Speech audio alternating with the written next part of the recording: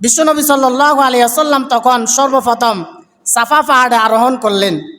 সাফা পাহাড়ে আরোহণ করে নবীজি বললেন, ইয়া সবাহা। এখন আমরা যখন কোনো সুখবর শুনি তখন আমরা মাইকে বলি সুখবর সুখবর।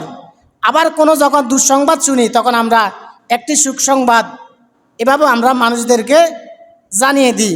আবার যখন কোনো টিকা দেওয়া হয় তখন বলা হয় একটি বিশেষ সুখবর। দেখা গেল রাসূল সাল্লাল্লাহু আলাইহি ওয়াসাল্লামের সময় যখন কোনো মানুষ বিপদে পড়ত বা কোনো খুশির খবর শোনানো হতো তখন তারা ইয়া সবাহা বলে সবাইকে জানিয়ে দিতেন।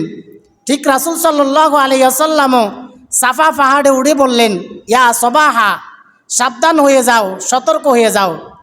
রাসূল সাল্লাল্লাহু আলাইহি ওয়াসাল্লাম যখন এই কথা বললেন, দেখা গেল মক্কার সকল কাফের মুশরিকরা সাফা পাহাড়ের চতুর্দিকে এসে সবাই সমাবেত হলো। সকল কাফের মুশরিক যখন সাফা পাহাড়ের কাছে আসলেন, বিশ্বনবী সাল্লাল্লাহু আলাইহি ওয়াসাল্লাম তখন তাদেরকে লক্ষ্য করে বললেন, আর আইতুম লাউ আখবারতুকুম আন্না খায়রাম বিসিফিন হাজাল জাবাল তুরিদু আং তুগীরা আলাইকুম আকুনতুম মুসাদ্দিকিয়া। বিশ্বনবী সাল্লাল্লাহু আলাইহি ওয়াসাল্লাম বললেন, আমি যদি তোমাদেরকে বলি এই পাহাড়ের অপর প্রান্তে একদল শত্রুপক্ষ তোমাদেরকে আক্রমণ করার জন্য প্রস্তুতি নিয়েছে, তোমরা কি আমার কথা বিশ্বাস করবে? সকল কাফের মুশরিকরা বললেন, হে মুহাম্মদ, আমরা তোমাকে কখনো মিথ্যা কথা বলতে শুনি নাই, আমরা কখনো তোমাকে মিথ্যা কথা বলতে দেখি নাই। তুমি যদি আমাদেরকে বলো তাহলে অবশ্যই আমরা বিশ্বাস করব।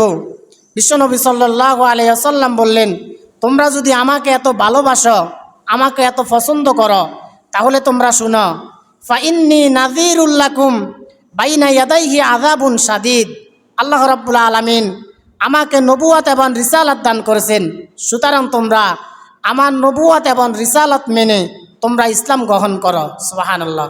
বিশ্বনবী সাল্লাল্লাহু আলাইহি ওয়াসাল্লাম যখন তাদেরকে সাফা পাহাড়ে ঘোষণা দিলেন, মক্কার কাফের মুশরিকরা বলল, হে মুহাম্মদ, তুমি কি আমাদের সময় নষ্ট করার জন্য তুমি আমাদেরকে এখানে ডেকে নিয়ে আসলা? দেখা গেল নবীজির চাচা আবু লাহাব তার রাগকে কন্ট্রোল করতে না পেরে তিনি আমাদের নবীকে গালি দিলেন। গালি দিয়ে বললেন, তাব্বাল্লাকা ইয়া মুহাম্মদ, হে মুহাম্মদ, তুমি ধ্বংস হয়ে যাও। নাউজুবিল্লাহ।